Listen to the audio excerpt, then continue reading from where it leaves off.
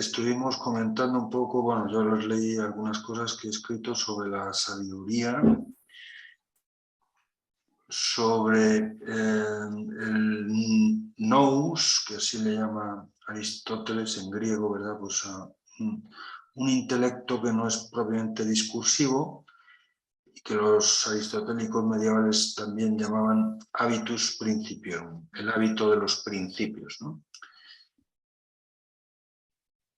Y bueno, pues yo creo que vimos esto y nos quedaban ver cosas que vamos a ver mucho más rápidamente. Me parecía interesante detenerme un poco más en estos dos primeros porque tienen un perfil que yo creo que marca muy bien lo más aristotélico, podríamos decir,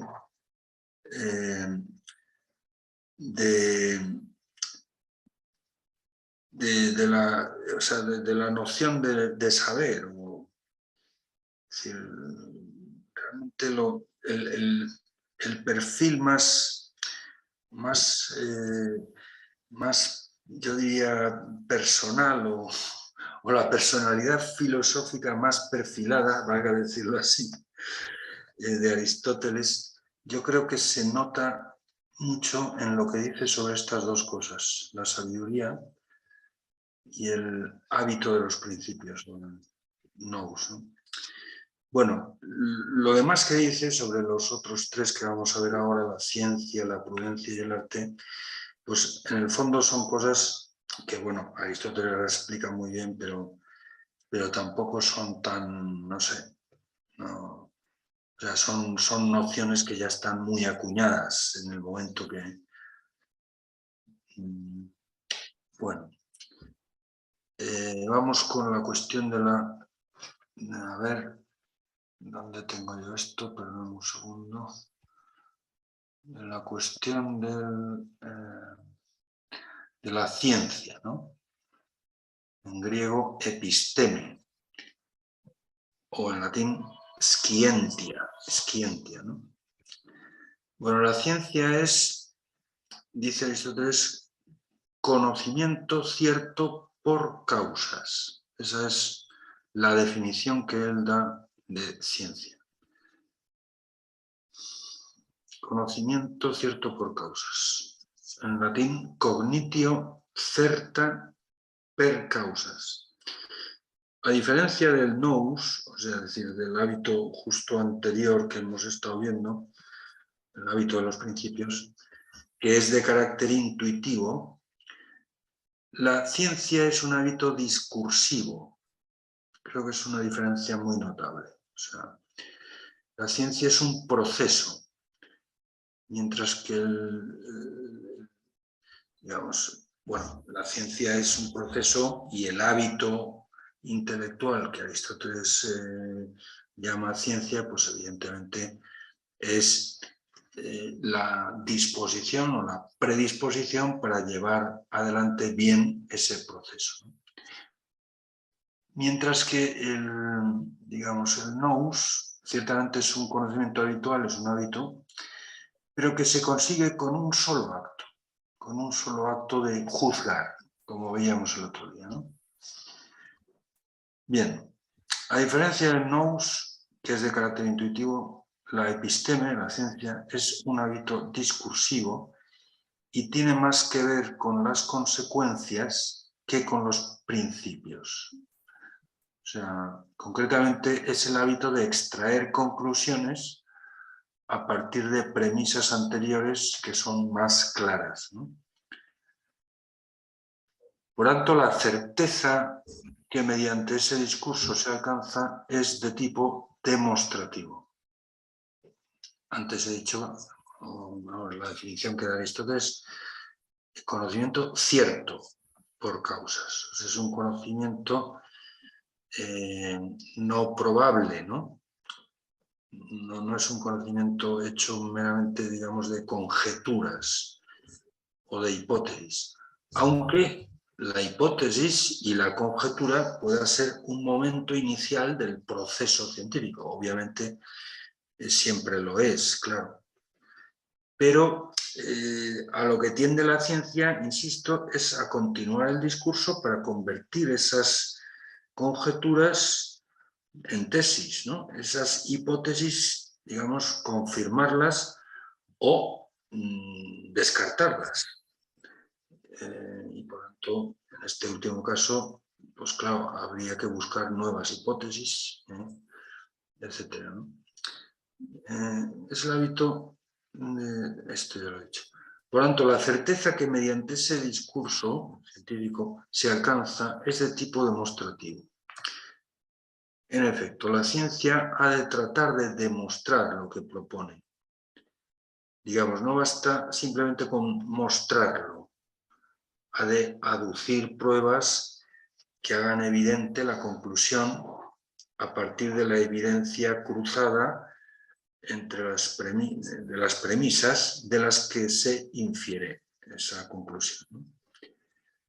Esas pruebas serán lógicas y empíricas, por ejemplo, en el caso de las ciencias naturales, o tan solo lógicas, pues en el caso de las ciencias formales, puramente, no sé, la matemática, etc.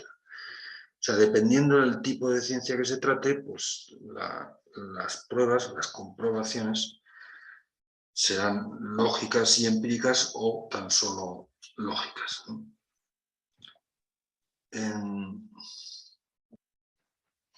A su vez, la ciencia se distingue de la sabiduría. O sea, antes he dicho que la ciencia se distingue del nous en que es digamos, es un proceso, ¿no? Es un hábito discursivo, no meramente intuitivo. Pero también se distingue de la sabiduría, es decir, de la primera de los hábitos intelectuales de los que hablamos, por el nivel de radicalidad a la hora de remontarse a las causas de lo entendido en cada caso.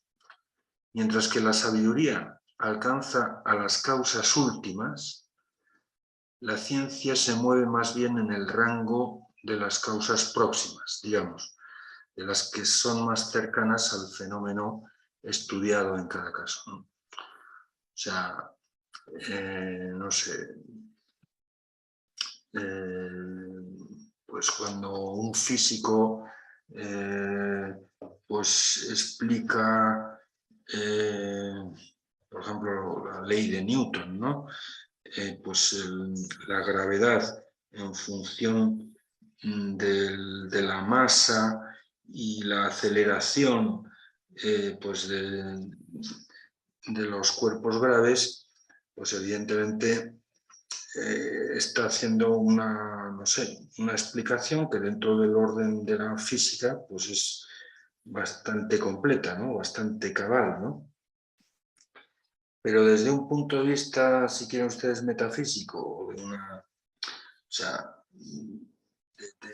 en un nivel de radicalidad que trata de remontarse, digamos, a las causas o a las explicaciones más profundas de las cosas, por ejemplo, el que aspira a tener la filosofía, y muy en concreto la metafísica, pues a lo mejor se podrían plantear cosas que, sin embargo, para un físico pues no tiene sentido plantearse. O sea, un físico no haría física, por ejemplo, si cuestionara la significación del concepto de cuerpo, ¿no?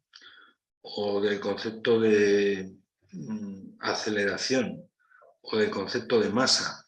Estos son conceptos que están obrando en esa definición física que se hace de la gravedad, pero de forma incuestionada, o sea, de forma más o menos axiomática. O sea, estos conceptos son supuestos básicos de la física. Y sin embargo, pues, no sé, si nos metemos en la filosofía, pues nos podemos encontrar filósofos que digan, bueno, a ver, pare usted un momento, ¿no? ¿Qué significa eso de cuerpo? ¿Qué significa eso de la masa? ¿O qué significa la materia, ¿no? O sea, hay filósofos que cuestionan la existencia de un mundo material, de un mundo corpóreo, ¿no?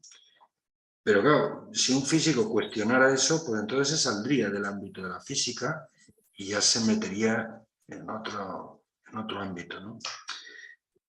El hecho de que la física, bueno, o en general las ciencias naturales, se muevan en un rango de explicación, que ya digo, es más bien el de las causas próximas, mientras que la sabiduría pues aspira a las causas últimas, digamos, a las causas en último término a las cuales habría que remontarse para dar una explicación completa y cabal, pues eso no va en detrimento de las ciencias físicas, digamos, no quiere decir eso que la física sea menos importante que la metafísica, o que las ciencias naturales, ¿verdad? Pues no, lo que quiere decir es que cada hábito intelectual pues tiene su papel y tiene su rango explicativo, que son distintos, ¿no? Me parece. Bueno, en la ciencia, como comprenderás, se pueden decir muchísimas más cosas, pero yo diría esto, ¿no? Bueno, diría esto de acuerdo con Aristóteles, que es de lo que se trata. Bueno, luego está la prudencia. La prudencia, phronesis, es la palabra griega que usa Aristóteles, o prudentia en latín, ¿no? De acuerdo con la fórmula más clásica empleada en la tradición aristotélica, prudencia es la recta razón del obrar. Esta es la definición, por ejemplo, que da Tomás de Aquino, que es un aristotélico del siglo XIII, ¿no? Recta ratio agibilium. Bueno, todas estas cosas en latín y en griego ya se las pasaré en el papel y ahí están. Bueno, esto la verdad es que es una definición que quizá la fórmula es de Tomás de Aquino, pero la idea es de Aristóteles y ya digo, Aristóteles en el fondo recoge una cosa, una noción que ya está muy presente en su mundo. Igual que también lo que hemos hablado antes de la ciencia, ¿no? La prudencia es el hábito de juzgar certeramente, es decir, con rectitud, en el ámbito de la acción que los griegos llaman praxis y los latinos agere, con G. Es decir, una acción que perfecciona moralmente a quien actúa. En efecto, el obrar de tipo praxis, bueno, el infinitivo verbal es pratein. O sea, la palabra praxis en griego es la forma nominal de este verbo, en infinitivo pratein, ¿no? Significa un obrar cuya característica principal es lo que en filosofía se entiende como inmanencia. Es decir, un obrar cuyo rendimiento, cuyo resultado queda dentro de quien lo realiza. Manet in en latín, ¿no? O sea, permanece dentro, no sale fuera, ¿no? No es un obrar, digamos, productivo, como por ejemplo construir una mesa o una casa, ¿no? Cuyo resultado de esa acción evidentemente queda fuera de quien la realiza. El pratein o la praxis, o en latín el agere, que es el ámbito propio de la prudencia, es, por ejemplo, el entender o el querer. Esas dos acciones las realiza el sujeto y el resultado, por lo menos fundamental de esas dos acciones, es inmanente, o sea, queda dentro. Son acciones que perfeccionan a quien las realiza, no a ninguna otra cosa que queda fuera, por decirlo así. Esto es la característica, digamos, principal de la praxis, ¿eh? Y por eso, pues evidentemente también tiene un sentido moral el obrar de este tipo, ¿no? Porque perfecciona a la gente, ¿no? Perfecciona a la gente en sentido estrictamente moral, o sea, le hace mejor como persona. Evidentemente también, pues el construir una casa o el poner, no sé, pues el pintar cuadros, pues son acciones que no son inmanentes, son más bien transeúntes, ¿eh? Y que evidentemente también pueden tener un rendimiento o un saldo en forma de perfeccionar al artista, ¿no? A quien las realiza. Evidentemente también una persona a base de pintar pues también se hace mejor pintor. Una persona a base de edificar edificios pues también se hace mejor arquitecto, ¿no? Pero el obrar de tipo agere o praxis al que se refiere la prudencia es el obrar que perfecciona a la gente como persona, no simplemente como arquitecto o como pintor o como pianista, ¿no? Sino ante todo como persona. Y en ese sentido, la prudencia, además de ser un hábito intelectual, pues es un hábito moral muy importante, ¿no? De ahí la índole ética de la prudencia y el hecho de que Aristóteles y sus seguidores incluyan la prudencia también en la nómina de las virtudes morales.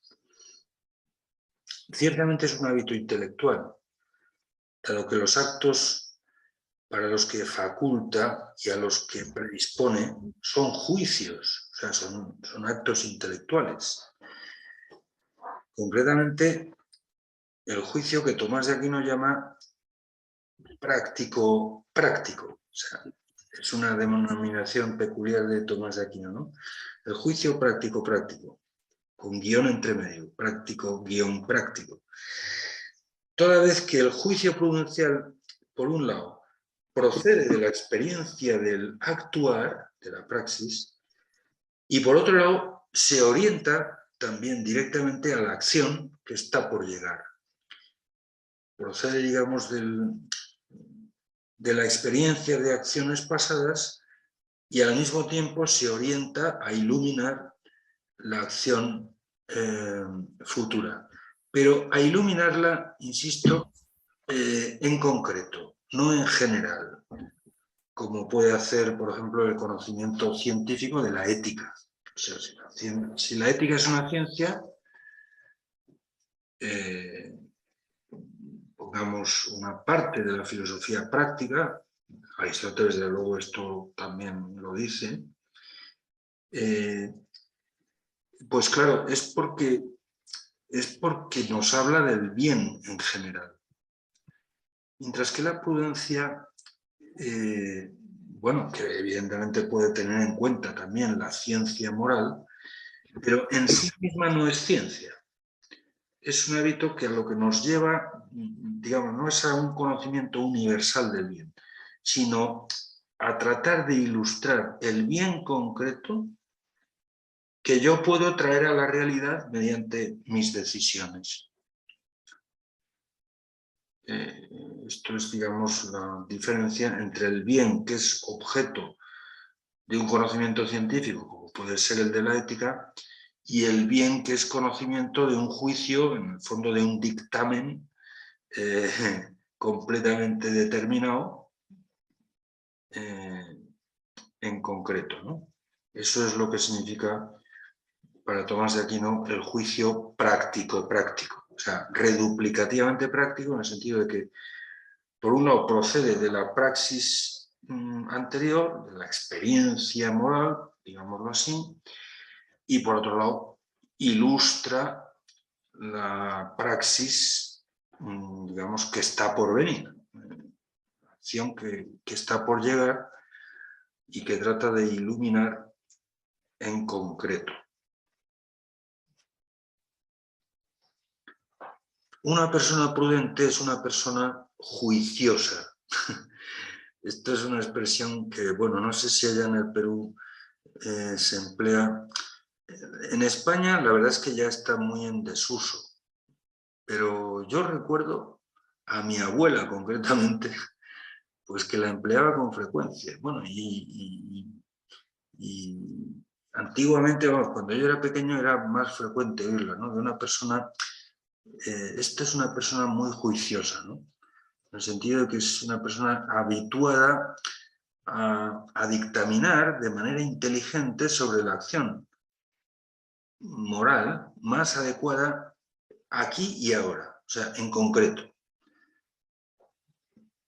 teniendo en cuenta, pues quizá, pues, otros criterios también generales que puede ilustrar la ética, repito, pues, y por supuesto teniendo en cuenta también no solamente la sustancia moral, o sea, el bien material que en cada caso está en juego, sino atendiendo la circunstancia. O sea, teniendo en cuenta, por un lado, lo moralmente valioso en cada caso, o lo que en cada caso está en juego, que es captable también mediante una intelección teórica, pero igualmente ajustándolo al caso concreto y por tanto atendiendo a la circunstancia, que siempre es variada y variable en cada caso, ¿no? De ahí que un aspecto esencial de la prudencia sea la circunspección. Esto es, digamos, dice Tomás de Aquino que la circunspección es una parte integral de la prudencia. Digamos, si la prudencia la consideramos como un todo, pues una parte de ella es la circunspección. Esa palabra significa literalmente atención a la circunstancia, atención al contexto. Eso es la circunspección. Bueno, pues eso más o menos es lo que evocaba esa expresión, ya digo, un poco en desuso ya aquí en España, ¿no? Esta es una persona juiciosa. Una persona juiciosa no es simplemente una persona que sabe mucho de ética general, ¿no? Es una persona que está habituada a dictaminar, digamos, con circunspección, de manera inteligente, pero con una inteligencia práctica, sobre lo ajustado moralmente en cada caso. Bueno,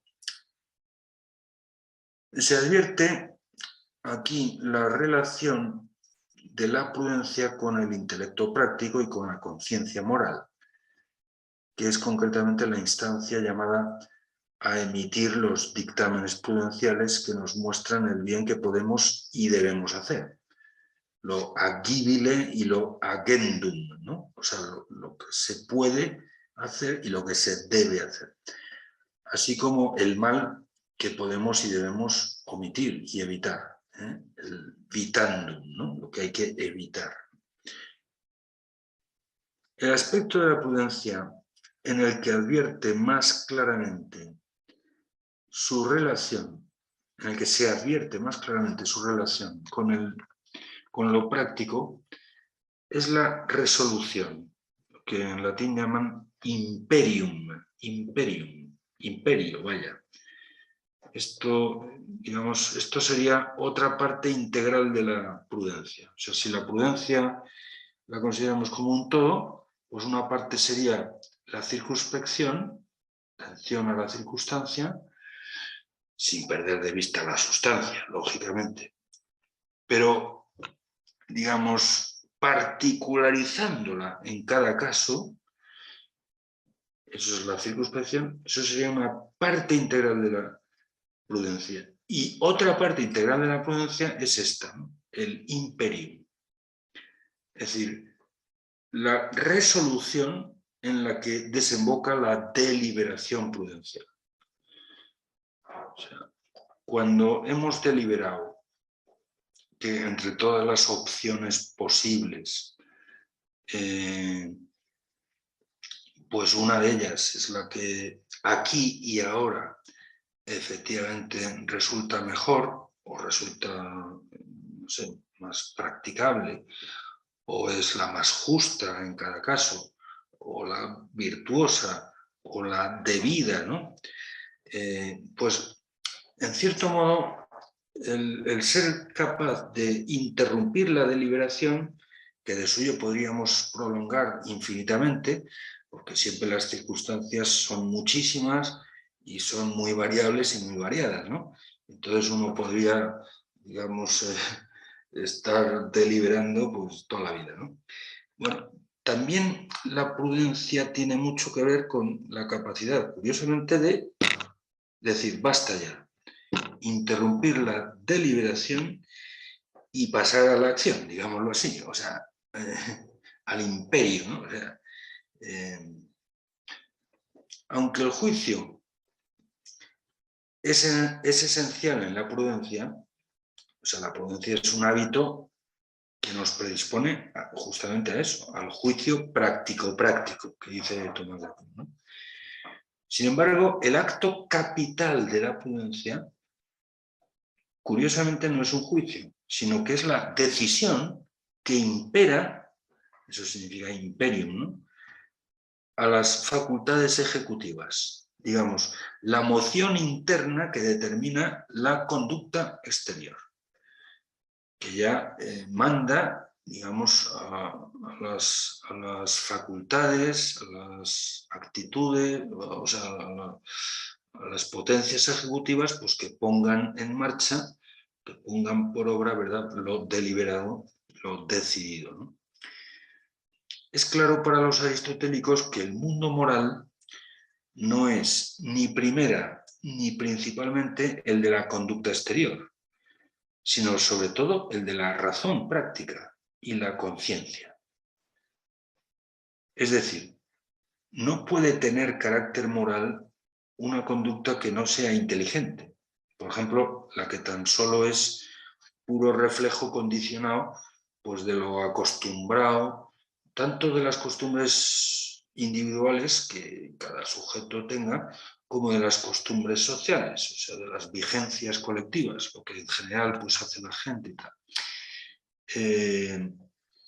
Una conducta que está completamente condicionada por la costumbre, en el sentido de que ahí no cuenta la decisión, la deliberación ni el imperio, pues evidentemente no es objeto moral, puede ser objeto de atención para un sociólogo o para un estudioso, digamos, empírico de la conducta, yo qué sé, un psicólogo o un tal, pues evidentemente tanto los sociólogos como los psicólogos pues, pueden atender, por ejemplo, a las motivaciones del comportamiento individual o colectivo y en algunos casos pues también motivaciones que pueden ser morales,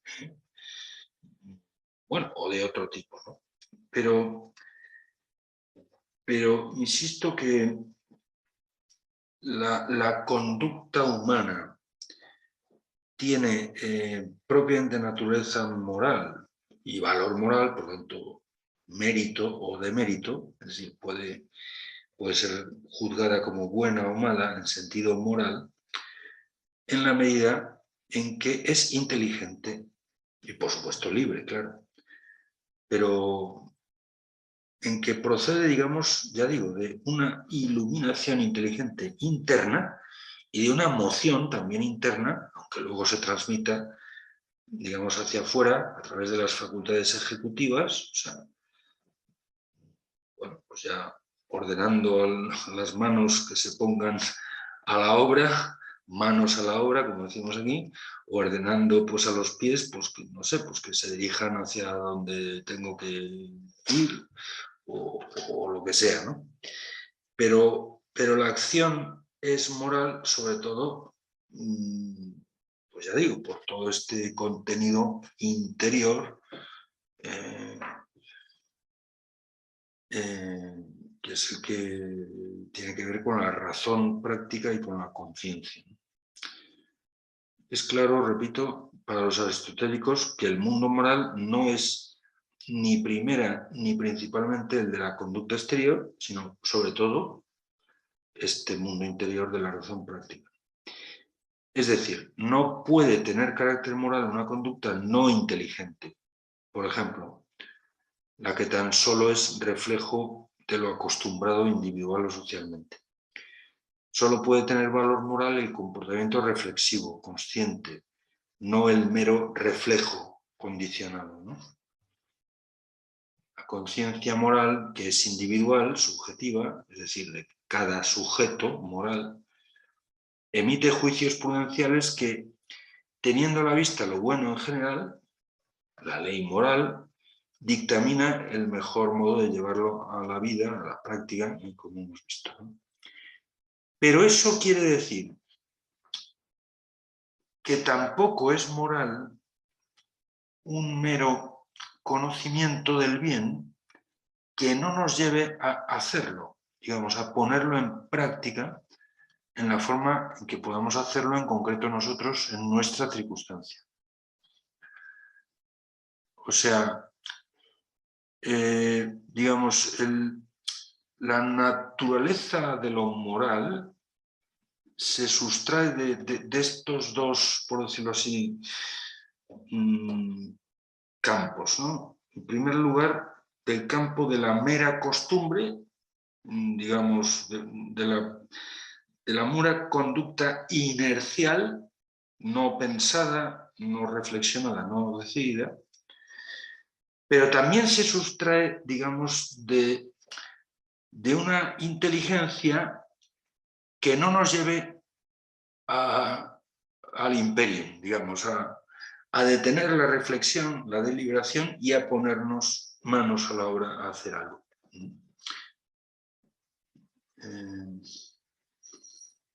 El bien no es solo algo escible, en el sentido de algo que pueda conocerse, ¿no?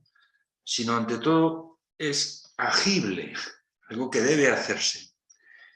Bueno, y eso es lo que significa agendum también, ¿no? Agendum. La palabra agenda, ¿no? La agenda pues es una palabra latina, ¿no? Pues es la libreta donde apuntamos lo que tenemos que hacer, o sea, lo que hay que hacer. Eso significa agendum. Agenda es el plural, ¿no? Significa las cosas que hay que hacer. Pues eso es lo que apuntamos en la agenda. El bien no es solo cognoscible, sino ante todo agible. Algo que puede y debe ser hecho. Más aún, piensa Aristóteles con toda razón, creo yo, creo que tiene razón, por lo menos a mí me convence, que la única forma de saber lo que es bueno es intentar ser bueno. Es decir, hacer el bien que es practicable en concreto para nosotros.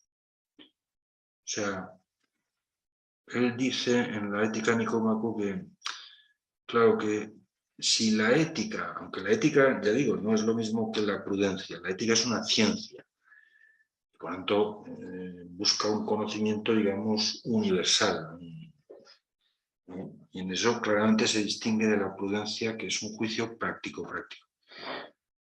Pero también, hablando de la ética, dice Aristóteles esto, o sea, en último término, aunque la ética busque una cierta claridad conceptual sobre lo que es lo bueno en general, en último término, tiene que servir para ilustrar el juicio prudencial, o sea, el juicio práctico.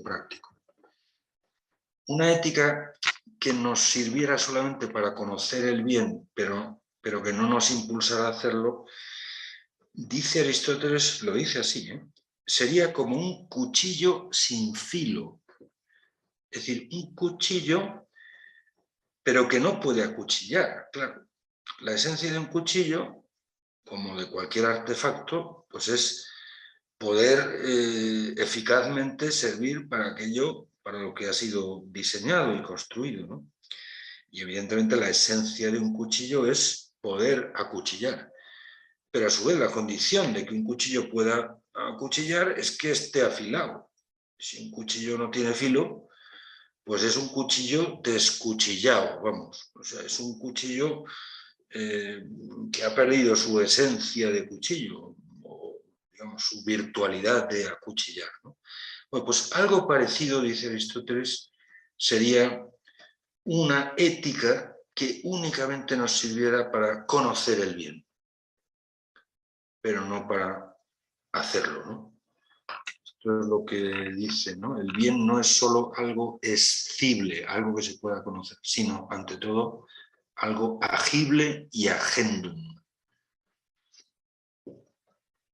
En el libro segundo de la Ética Nicómaco, concretamente en el capítulo 6, Aristóteles introduce la noción de prudencia dentro de la misma definición de virtud que justamente en ese pasaje propone, ¿no? O sea, él entiende que la prudencia es una virtud esencial, o sea, es una virtud. En el contexto cristiano pues se habla de las virtudes cardinales, ¿no? También Aristóteles habla de esto, ¿no? Aunque usando otra expresión, pero efectivamente Aristóteles habla de que entre todo el organismo moral, digamos, en todo el mundo de las virtudes, pues hay algunas que tienen una importancia mayor, ¿no? Y eso es lo que los cristianos llaman virtudes cardinales. Son 4 que, digamos, que están como en el eje. Eso es lo que significa en latín la palabra cardo cardinis, ¿no? Es la pieza central de un mecanismo. O sea, lo que está en el eje, en el centro, digamos, lo que tiene un valor axial, un valor especialmente destacado, ¿no? Bueno, pues esas 4 son la prudencia, la justicia, la fortaleza y la templanza. Pero para Aristóteles, de luego, la prudencia tiene, incluso dentro de esas 4 que ya son las más importantes, tiene una importancia especialmente destacada. O sea, es un poco la que tiene que gobernar todo el organismo moral, ¿no? Y por tanto, todas las virtudes, en cierto modo, tienen algo de prudencia. O dicho a la inversa, es imposible ser virtuoso sin ser prudente. Es imposible la magnanimidad sin la prudencia, la valentía, la magnificencia, la generosidad, la propia templanza, la justicia, la fortaleza. Todas las virtudes de las que habla en ese libro, que son muchas, pues en el fondo tienen algo de prudencia. Y por eso tiene mucho sentido esto, ¿no? O sea, introducir la prudencia en la misma definición de virtud. La definición de virtud que propone en ese pasaje que he citado es la siguiente. La virtud es la disposición o hábito de elegir el medio relativo a nosotros en acciones y emociones determinado por la razón y tal como lo determinaría un hombre prudente.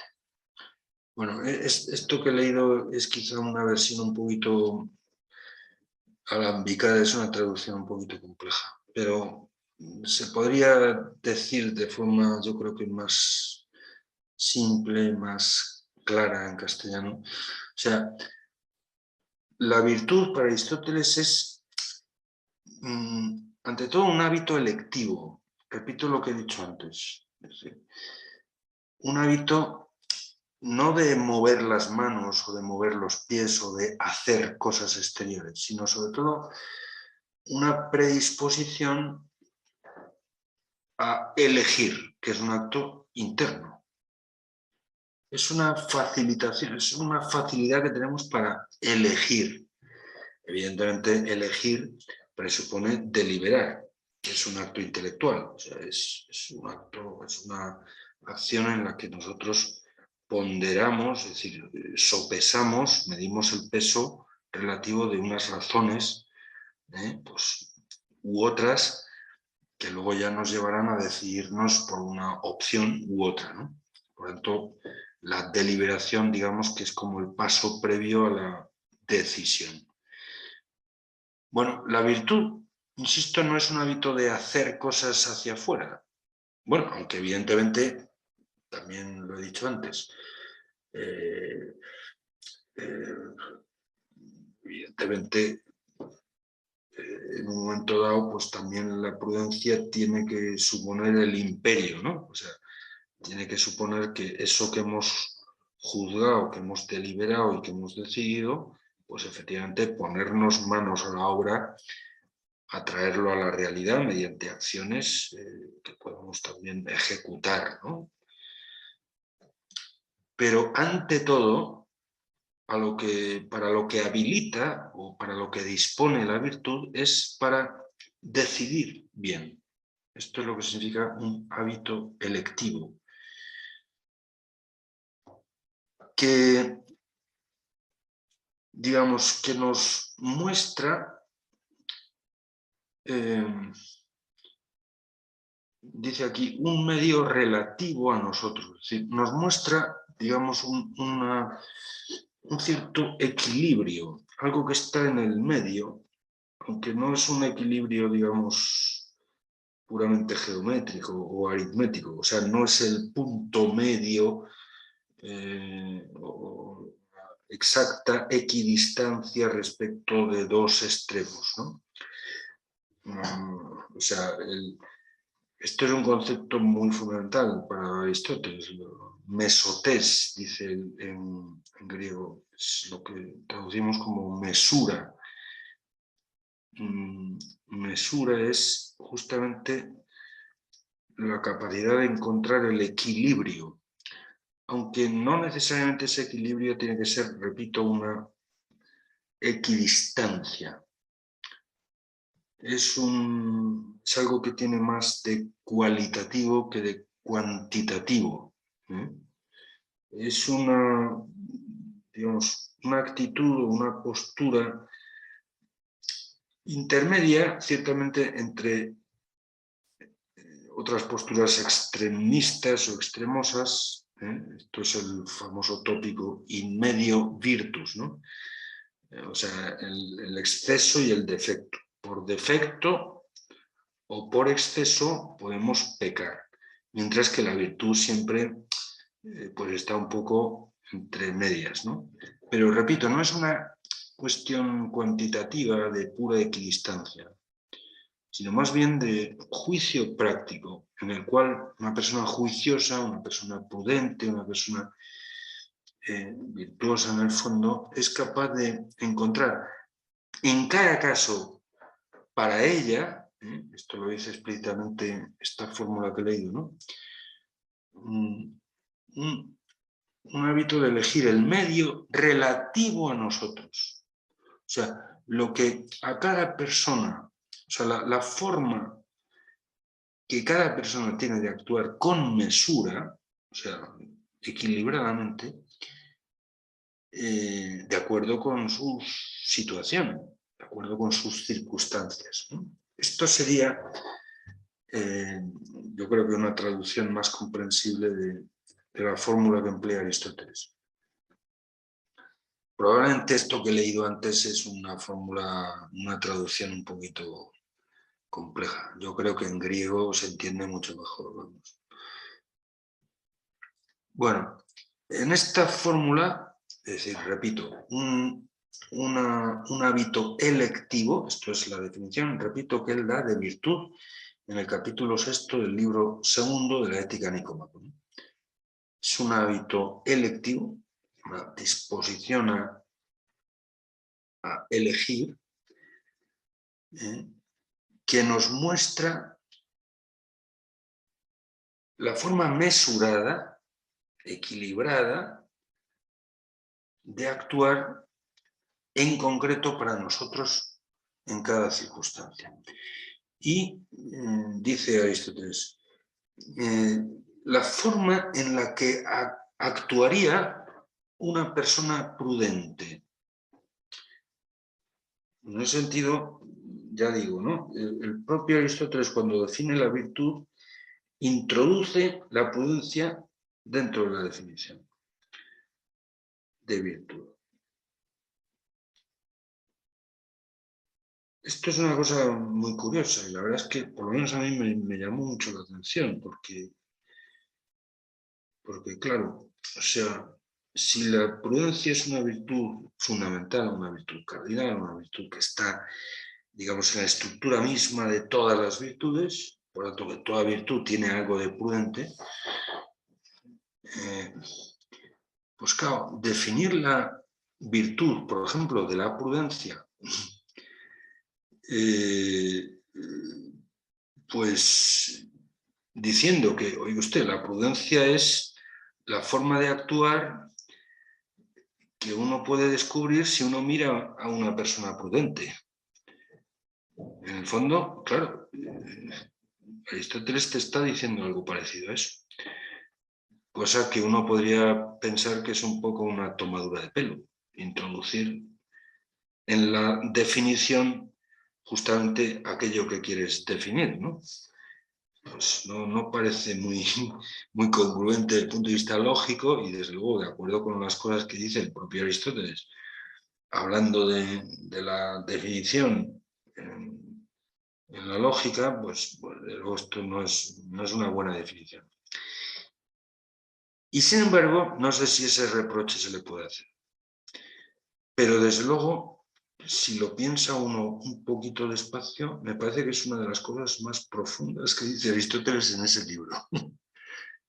Puedo estar muy equivocado, pero, o sea, no sé cómo decir. Si usted quiere saber qué es la prudencia, lo que tiene que hacer es mirar a las personas prudentes y ver cómo se comportan. Claro, esa respuesta puede ser muy retadora, no sé, desafiante, ¿no? Digo usted, pero lo que le estoy pidiendo es que me diga cuál es el criterio con el cual yo puedo encontrar una persona prudente. O sea, que me describa usted qué es la prudencia. Si usted, en vez de describirme la prudencia, pues me dice, no, vaya usted a ver qué es lo que hacen las personas prudentes. Pues entonces no me resuelve el problema. Más bien no sé, se va por las ramas, ¿no? Sin resolverlo. Pues quizá eso en apariencia es así, o sea, puede parecer no sé, una respuesta vaga, incluso inútil y hasta impertinente. Pero creo que si uno le retira la atención un momento, es profundísima. Yo creo que todos tenemos, no sé, qué dirían ustedes, pero yo al menos tengo la impresión de que, no sé, la virtud, la honradez, por ejemplo, o sea, la categoría moral de una persona, es algo que no puede pasar desapercibido, digamos, aunque esa persona evidentemente no vaya haciendo alarde de sus virtudes, ¿no? Pero la virtud es algo que, como se dice en mi tierra, canta la traviata, o sea, se nota. Una persona honesta, cuando te encuentras una persona honesta, te das cuenta de que esta es una persona de la que te puedes fiar. Es una persona que no te hace fraude, que no te, no sé, que no te estafa, vaya, que no te engaña. Y eso todo el mundo tiene el olfato necesario para detectarlo. O sea, lo importante es que, no sé, que tengas bien puestas las antenas, porque en el momento en que pase cerca de ti una persona prudente, una persona virtuosa, una persona, no sé, honrada o honesta, saltarán ahí las alarmas, o sea, se te moverán las antenas y dirás, aquí. Pues lo que usted tiene que hacer es tener bien las antenas atentas y cuando pase cerca de una persona virtuosa, pues fijarse en ella. Y entonces sabrá usted lo que es la virtud. Yo puedo darle una definición teórica de la virtud, pero bueno, y de hecho en el libro este es lo que está intentando hacer Aristóteles, o sea, definir la virtud y luego hacer una clasificación, yo creo que muy completa de las virtudes, un elenco casi, yo diría, exhaustivo, vamos. Pero esta reflexión creo que tiene o sea, no sé, Si usted se conforma con lo que yo le diga en este libro, que es un libro de ética, claro, tiene que decir estas cosas, pero si usted se piensa que con esto ya, usted ya sabe lo fundamental que hay que saber para vivir una vida ética, pues está usted muy equivocado. Y si me pide una definición teórica para saber lo que es la virtud, pues es como si, no sé, como si me pide una definición del color violeta, pues no sé, una persona que es ciega, ¿no? A lo mejor una persona ciega resulta que ha estudiado física y ha estudiado ese capítulo de la física que es la óptica y, no sé, pues puede entender algo de una definición, de la definición óptica del color violeta. Pues no sé, pues el color violeta es el que se sitúa, pues no sé, dentro del arco iris entre tal y tal otro, o que yo que sé, que emite una longitud de onda pues de no sé cuántos hercios de no sé qué. Bueno, me estoy inventando el asunto porque no tengo ni idea de esto, pero bueno, piensen ustedes en una buena definición óptica de un color, pero que se la estás contando a una persona que no ha visto jamás ese color. Pues bueno, pues.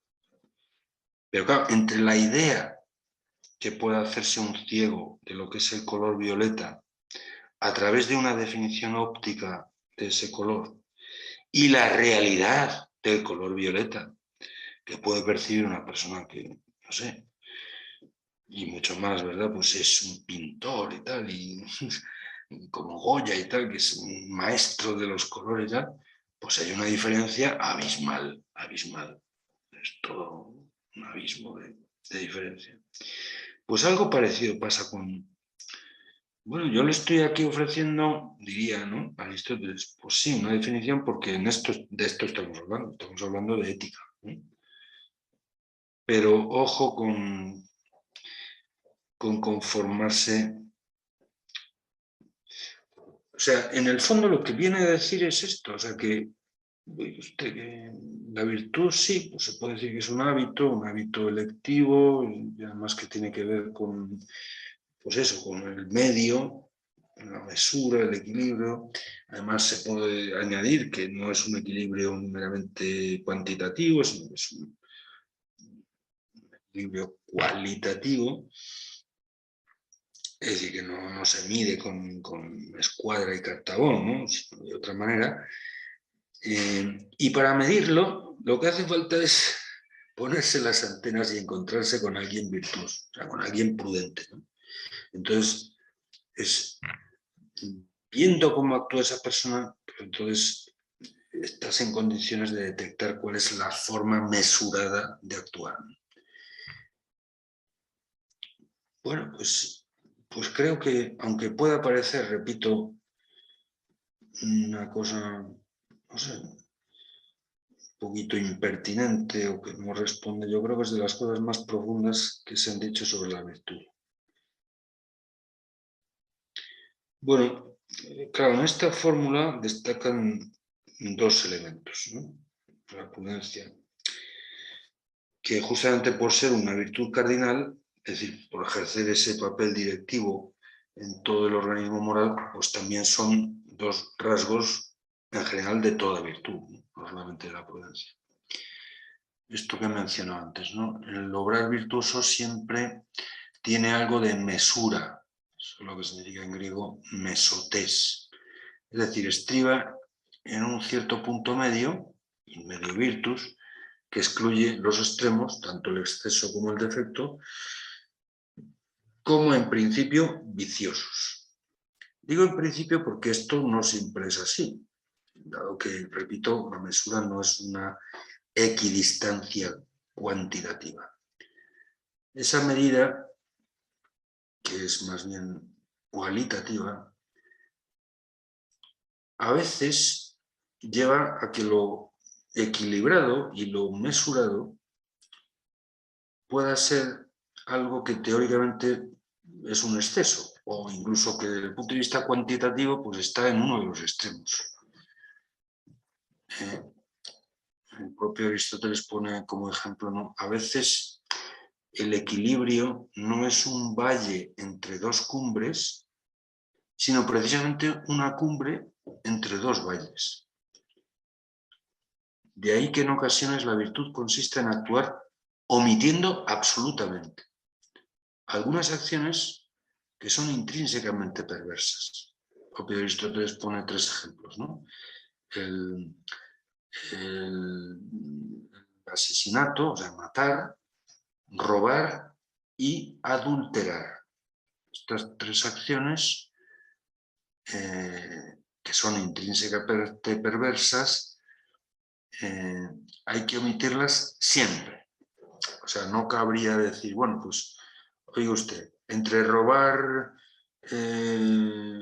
pues 50 millones y no robar nada, pues robo 25 millones, que es la mitad, y entonces como in medio virtus, pues entonces eso es un robar virtuoso. Pues mire usted, no tiene ningún sentido eso. O yo qué sé, pues entre adulterar pues con 5 señoras y no adulterar con ninguna, pues adultero con 2 señoras y media y eso es un adulterio virtuoso. Pues a nadie se le ocurriría semejante estupidez, ¿no? Pues por eso, ¿no? Porque usted, hay acciones que son absolutamente malas, siempre y en cualquier caso, y lo prudente, lo mesurado, es omitirlas de forma absoluta, radical. Quizá pueda decirse también a la inversa, pues de acciones que son absolutamente buenas, positivas y tal, y que por tanto lo prudente y lo virtuoso es hacerlas en la mayor medida posible, vamos, en la forma, digamos, más exigente que uno pueda, ¿no? En ocasiones la virtud consiste en actuar omitiendo absolutamente algunas acciones que son intrínsecamente perversas o buscando hacerlas con toda intensidad porque son buenas de suyo. En este aspecto se aprecia la diferencia entre la mesura virtuosa, prudente, y lo que llamaban los latinos la aurea mediocritas, ¿no? Una especie de mediocridad dorada, ¿no? La actitud, digamos, de quien quiere evitar todo exceso para permanecer cómodo, ¿no? O sea, para no levantarse del sillón. Pues de luego no tiene nada que ver esa mediocridad con el mesotez, o sea, con la mesura, que en cierto modo siempre está en el obrar prudente, ¿no? Y todavía menos tiene que ver la virtud de la prudencia, digamos, con eso que algunos llaman astucia, ¿no? Esto es un error, a mí me parece, de Kant. Vamos, lo digo con toda la modestia porque Kant, claro, es mucho más listo que yo, bueno, y probablemente tenga más razón que yo, pero en esto no me convence. Y Kant siempre identifica prudencia con astucia. Justamente yo creo porque no cae en la cuenta de esto que dice Aristóteles, o sea, que la mesura no es una medida cuantitativa, sino que es la cualidad del actuar que nosotros descubrimos mirando a las personas virtuosas. ¿Cómo actúa una persona prudente? No como dice el manual teórico o en general, pues que sería el punto medio, la equidistancia. Bueno, pues no. La astucia, claro, es la actitud de quien intenta evitar todo compromiso, también en lo moral, justamente también para evitar, o sea, para estar más cómodo, ¿no? Para no alterarse, ¿no? En cuanto a la intensidad no mediocre que ha de ponerse en el ejercicio del bien, o sea, cuanto más, mejor, cabe notar una diferencia entre la concepción socrática y la vida, y la concepción cristiana de la virtud. De acuerdo con el ideal canónico griego, canon, digamos, de equilibrio, la virtud ciertamente es excelencia. Eso es lo que significa en griego la palabra arete, que generalmente se suele traducir como virtud, pero en sentido estricto es excelencia, digamos, un punto álgido, ¿no? Pero nunca exceso, que es lo que en griego se llama hybris, ¿no? O sea, de acuerdo con el ideal canónico griego, la virtud es excelencia, arete, pero nunca exceso, hybris. Y esto aparece muy claramente en Sócrates. De ahí que Sócrates aconseje buscar siempre el equilibrio. No te pases, ¿no? Nequit nimis, se dice en latín. Mientras que la lógica del cristianismo más bien responde al lema: nunca es suficiente, nunquam satis. Lo cual es muy congruente con el ejemplo de Jesucristo, tal como relata el Evangelio de San Juan, concretamente el capítulo 13. Comienza con esta frase: antes de la fiesta de la Pascua, sabiendo Jesús que había llegado la hora de pasar de este mundo al Padre, habiendo amado a los suyos que estaban en el mundo, los amó hasta el extremo. O sea, se pasó amándoles. Pues esto, bueno, me parece que es una cierta ilustración, aunque quizá por contraste, ¿no? Pues eso, de la diferencia entre el equilibrio griego y la virtud cristiana. O sea, realmente la virtud cristiana, que por supuesto también es la prudencia cristiana, a lo que lleva es a intentar excederse en las cosas que son absolutamente, por ejemplo, en el amor, ¿no? Obviamente el amor, bueno, pues el amor muy intenso, eso que llamamos el amor apasionado, etcétera, pues puede uno considerarlo que es excesivo. Y sin embargo, para el interesado, pues eso nunca es un exceso, ¿no? O sea, decirle, no sé, a tu mujer o a tu marido, o no sé, a una persona que quieres muchísimo, oye, te quiero excesivamente, pues eso es un poco absurdo. Eso más bien equivale a decir, bueno, pues estoy empezando a dejar de quererte. ¿Por qué? Porque en eso no cabe, digamos, no cabe pasarse, no cabe un exceso, digamos, que ya no sea virtud, ¿no? Que no sea... Pues esto, claro, se ve mucho más, bueno, me parece a mí, ¿no? A la luz del cristianismo que a la luz de la ética griega precristiana. Pero bueno, a la luz de Aristóteles se ve mucho, ¿eh?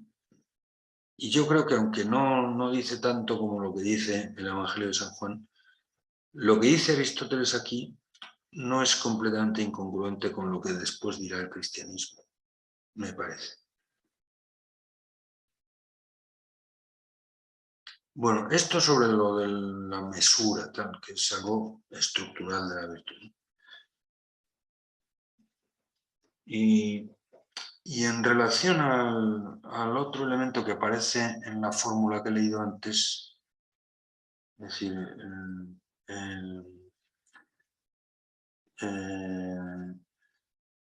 el equilibrio relativo a nosotros, el medio relativo a nosotros, en griego pros gemas, me parece que es interesante también una observación. El bien practicable siempre es relativo a nosotros. Eso significa en griego pros gemas, ¿no? La relatividad de la materia moral es explícitamente afirmada por Aristóteles, sin que ello suponga ninguna afirmación relativista. Es decir, en cuanto a su forma, a su estructura interna, digamos, el deber siempre significa lo mismo.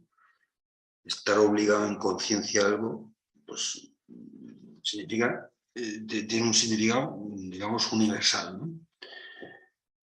Kant eso sí que lo explica muy bien, ¿no? Cuando habla del imperativo categórico. Pero en cuanto a su contenido, no a su forma o estructura, sino en cuanto a su contenido o materia, es decir, no lo que significa en general deber, estar obligado, sino lo debido en cada caso, pues eso sí que es relativo. Eso depende de la persona y depende de las circunstancias de la persona. Y a lo mejor lo que tengo que hacer yo ahora, pues no es lo mismo que lo que tiene que hacer usted. O lo que tengo que hacer yo ahora, pues no es lo mismo que lo que tengo que hacer yo dentro de 4 días. Pues depende del sujeto moral y de las circunstancias, ¿no? Y afirmar eso, pues no es relativismo, es sencillamente sentido común, me parece a mí. Y desde luego no hace falta esperar a la ética de situación existencialista ya del siglo XX, pues que todas estas cosas las enfatiza mucho, ¿no? La relatividad de los deberes. Pues no hace falta esperar al siglo XX para encontrar una afirmación que yo creo que en el caso de Aristóteles es todavía mucho más contundente que en el de los existencialistas, pues de una cosa tan evidente y yo creo, repito, tan de sentido común como esto. O sea que el contenido de los deberes, es decir, en cada caso debido, pues si usted dependerá de la persona y de la circunstancia. Por ejemplo, hablando de la virtud, en este caso se trata de una virtud moral, no intelectual, de la templanza, dice Aristóteles que para el atleta Milón, que corría en las Olimpiadas, pues no significa lo mismo la templanza que para cualquier otra persona que lleva una vida sedentaria. Para Milón, lo equilibrado y por tanto virtuoso, pues será desayunarse pues, varios kilos de carne, ¿no? Mientras que para mí, pues eso sería un exceso, aparentemente no virtuoso, intemperante, ¿no? Tomarme esa cantidad, pues porque yo no tengo que correr en la Olimpiada, ¿no? Más bien me paso la vida sentado, ¿no? Bueno, admitir que la verdad práctica haya de relativizarse a la persona y su circunstancia, que nunca es abstracta y descontextualizada, en nada significa asumir una postura relativista, sino sencillamente la necesidad de particularizarla. O sea, admitir que para hallarla no hay que, no sé, no hay que ir a una clave de respuesta universal, oracular, ¿verdad? Pues de manual, por decirlo así. Un oráculo ciego que la formule de manera exclusivamente teórica y universalmente válida, ¿no? Y usted hay que, vuelvo a lo de la circunspección, ¿no? Hay que mirar el contexto sin perder de vista la sustancia moral, desde luego, pero hay que atender a la circunstancia, ¿no? Bueno, por todas estas razones, claro, entiende Aristóteles que la prudencia es un hábito a la vez intelectual y moral. Definitiva, que es la razón, en lo posible también respaldada por las pasiones, es decir, por un deseo suficientemente verificado y contrastado en su rectitud, la que está llamada a gobernar la acción humana, la razón. La razón, en lo posible, y esto es deseable para Aristóteles, también apoyada por el deseo, por la pasión. Una razón, digamos, que no es una razón pura como la kantiana, ¿no? Sino que es la lucidez de una persona que también realmente desea hacer el bien, ¿no? Esto es un rasgo muy típico de Aristóteles, ¿no? Una persona educada, dice, por ejemplo, hablando de política, pues es una persona que ha aprendido a desear con justicia. O sea, ha aprendido a desear lo bueno y a rechazar lo malo. Es una persona a la que lo bueno le parece bien, le gusta, y lo malo le disgusta. Y lo muy bueno le gusta mucho, es decir, le apasiona, y lo muy malo le indigna. Bueno, pues es un rasgo, según Aristóteles, definitivo para encontrar una persona formada, una persona, digamos, en la cual la educación ha sido un éxito. Esta persona realmente ha aprovechado. Pues eso, que desde luego Kant le parecería una locura, para Kant desde luego la razón práctica es la razón, absolutamente desapasionada, ¿no? Pues no. En lo posible, por supuesto que es la razón la que tiene que llevar las riendas de nuestra conducta, no las pasiones. Pero la razón también puede apoyarse, incluso reorientar el deseo, y el deseo intenso, eso es lo que llamamos una pasión. Una pasión es un deseo muy intenso. Pues eso es algo que nos ayuda también moralmente. Obviamente si nos ayuda a querer apasionadamente el bien, a querer apasionadamente evitar el mal. Desde luego, una razón que a lo mejor fuese lucidísima para encontrar el bien, pero completamente desapasionada a la hora de ponerlo en práctica, de desearlo y de quererlo con intensidad, pues no es lo moralmente deseable, según Aristóteles. Y estoy completamente de acuerdo con él. En eso no estoy de acuerdo con Kant. Concretamente, Aristóteles caracteriza la verdad práctica, que llama el aletheia practicae, como la correspondencia entre la realidad y el apetito recto.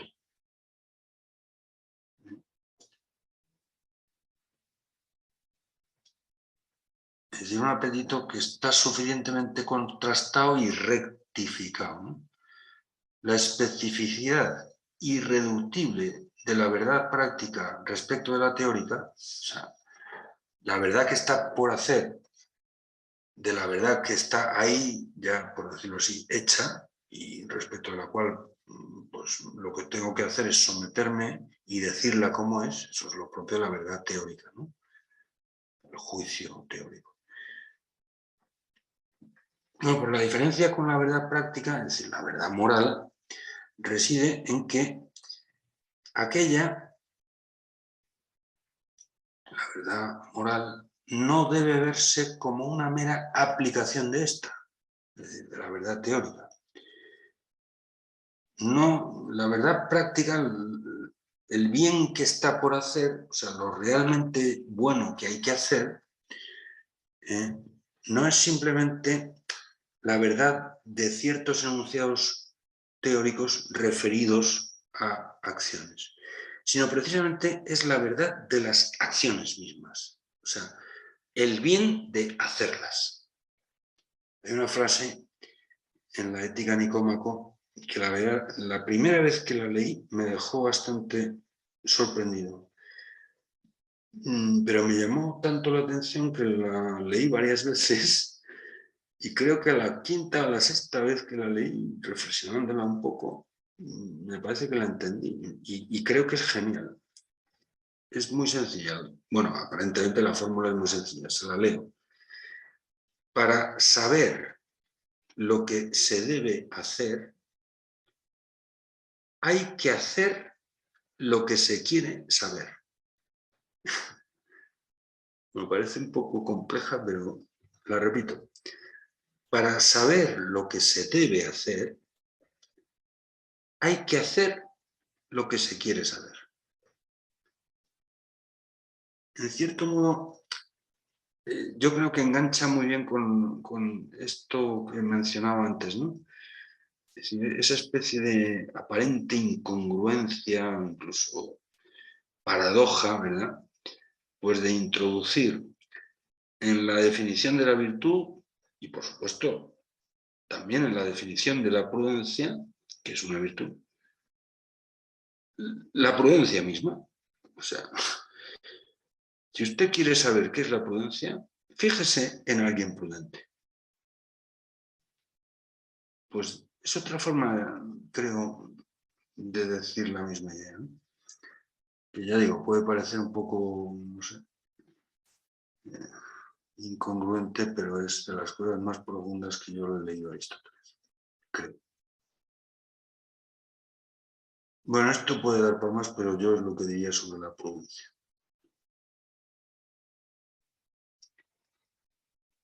Y tengo aquí, pero ya muchísimo más breve, algo sobre la tecné o el arte.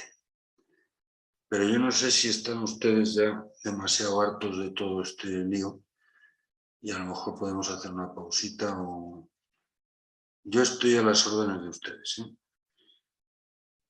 O quizá puedo leer lo que tengo aquí, que son 2 párrafos, y acabar y lo que ustedes digan. Sí, profesor. Leer Sí, creo. ¿Que lo leo? Sí, profesor. Ah, muy bien. Vale, vale. Pues sobre la técnica, ¿no? En griego tecné o en latín ars, ¿eh? Arte. Pues es la habilidad al juzgar cómo ha de fabricarse algo. Esto es lo que más o menos evoca la fórmula que usa Santo Tomás, o digamos la versión que hace Santo Tomás de Aquino, de la definición que da Aristóteles, ¿no? Recta ratio factibilium, es decir, un hábito que perfecciona el comportamiento humano productivo, el comportamiento que en latín se llama facere, o en griego poiein, o sea, construir o hacer. Es el hábito que perfecciona el comportamiento, digamos, productivo, dotándolo de eficacia.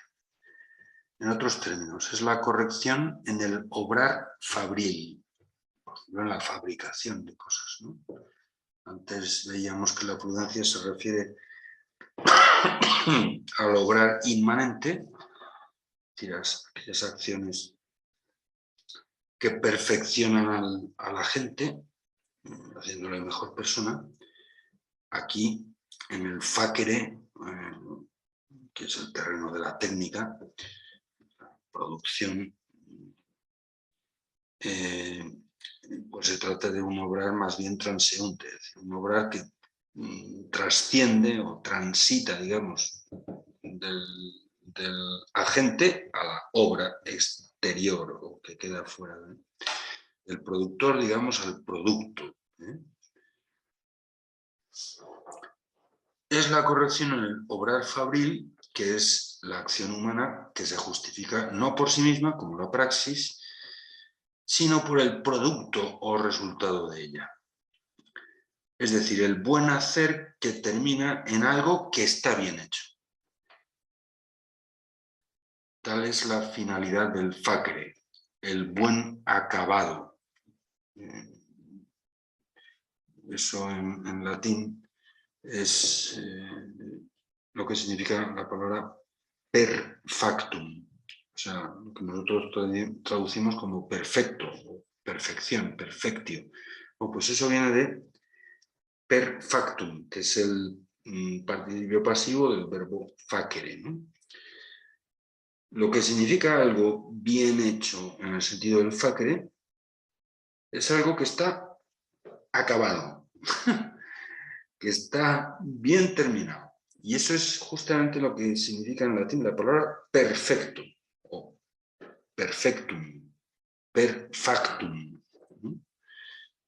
Algo que ya, digamos, está cerrado, está perfilado, digamos, en todos sus perfiles, ya está terminado, ya se ha cerrado el círculo, digamos, ¿no? el buen acabado de un artefacto, que puede ser tanto una manufactura, algo que hacemos con las manos, o una mentefactura, algo que hacemos con la mente. Algo que fabricamos o algo que diseñamos.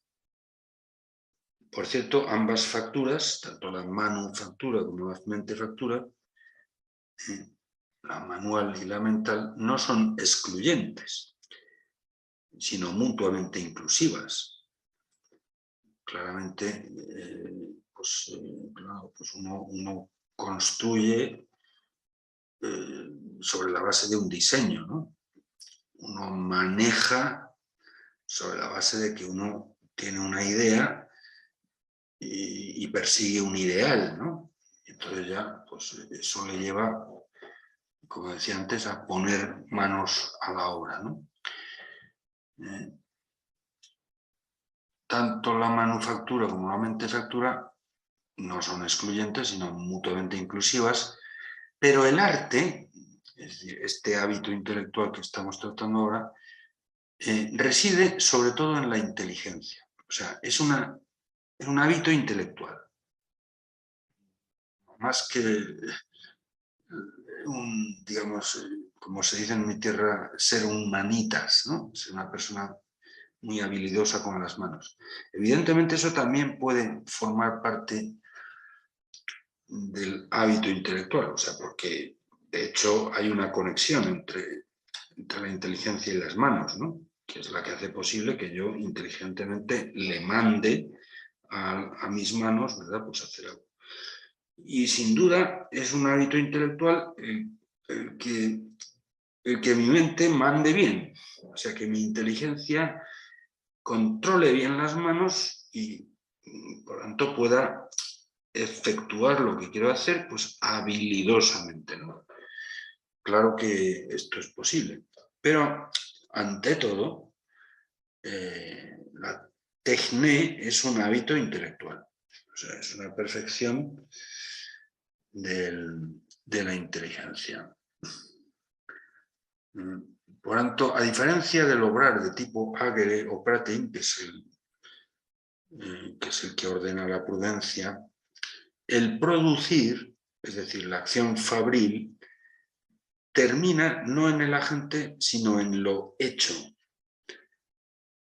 Tampoco se puede excluir aquí, desde luego, que fabricando bien sus productos, el productor se perfeccione igualmente como persona. O sea, también mejore en sentido moral, ¿no? No solamente se haga mejor zapatero o mejor pianista, sino también mejor persona. En la medida en que, por ejemplo, pues eso que está bien hecho, pues, por ejemplo, pues lo hace con un espíritu de servicio a los demás, lo hace, bueno, pues para mejorar la sociedad, para tal, ¿no? O incluso para ofrecérselo a Dios. Esto es un poco el núcleo fundamental pues, del espíritu del Opus Dei, concretamente, pues, bueno, saben ustedes que la Universidad de Piura, ¿verdad? Pues la fundó San José María, ¿no? Escrivá, que es el fundador del Opus Dei. Y él hablaba mucho pues, de esto, de buscar la santidad, o sea, la perfección cristiana, que ciertamente es una forma de perfección moral, pero de manera muy particular a través de un trabajo bien hecho, es decir, técnicamente bien realizado, algo que está en este sentido bien terminado, bien acabado, algo que está hecho con destreza y tal. A Dios, solía decir muchas veces, no podemos ofrecerle una chapuza. Yo no sé si eso allí en Perú existe esa palabra, pero en castellano es muy gráfica, ¿no? O sea, una cosa mal hecha, una cosa defectuosa, ¿no? Pues eso, ¿no? Como el sacrificio de Caín, ¿no? Pues que siempre ofrecía a Yahvé pues, los peores frutos de la tierra, ¿no? No como Abel, ¿no? Evidentemente también haciendo con habilidad, con técnica las cosas, el agente se puede perfeccionar moralmente. Pero ante todo, lo que enfatiza, lo que subraya, lo que destaca este hábito intelectual es la perfección de la obra. No tanto del que obra, sino de la obra. Pero, repito, sin excluir lo anterior. Es decir, la acción fabril hecha técnicamente bien termina no en el agente, sino en lo hecho. Aunque no se pueda excluir, repito, que fabricando bien sus productos, el productor se perfeccione igualmente como persona, es decir, se haga mejor persona en sentido moral. Pero lo que subraya, enfatiza el Facre, bueno, ya lo he dicho. Y por tanto, a lo que explícitamente apunta el hábito intelectual, denominado tecne, es al perfeccionamiento o acabado de la obra.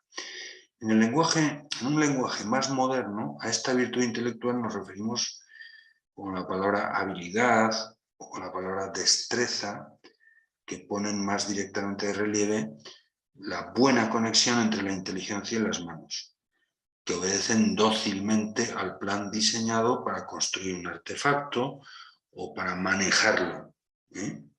Manejar es manipular, ¿no? O sea, actuar con las manos, para manejarlo con soltura, es decir, diestramente, es decir, en forma tal que su diseño y empleo sea útil, eficaz para lograr las metas que nos proponemos. Bueno, pues esto es un poco lo que yo diría sobre la tecne. Todo esto es de forma variada y yo creo que con una cierta jerarquía. O sea, para Aristóteles hay unos hábitos que tienen un valor mayor que otros, ¿no? La sabiduría. Yo diría que la sabiduría en el ámbito de lo teórico y la prudencia en el ámbito de lo práctico son los hábitos intelectuales más importantes para Aristóteles. Creo que los otros tienen también su importancia. Y bueno, y hablando del segundo, o sea, del nous, el hábito de los principios y tal, me parece que ahí Aristóteles hace una aportación, sinceramente creo que muy original y muy interesante. Pero no es, digamos, jerárquicamente lo más. Bueno, y luego, pues también en el ámbito, digamos, moral, pues hay otros hábitos de los que no vamos a tratar aquí. O sea, yo la idea que yo tenía, bueno, y el título que le di al curso más bien es, no me acuerdo cómo el esquema occidental del saber. O sea, aunque también hablaremos obviamente de cosas prácticas, pero bueno, y en ese marco pues yo creo que tenía cierto sentido el desarrollo que hace Aristóteles de este asunto de los hábitos, las virtudes dianoéticas, que creo que es muy, muy interesante y muy original.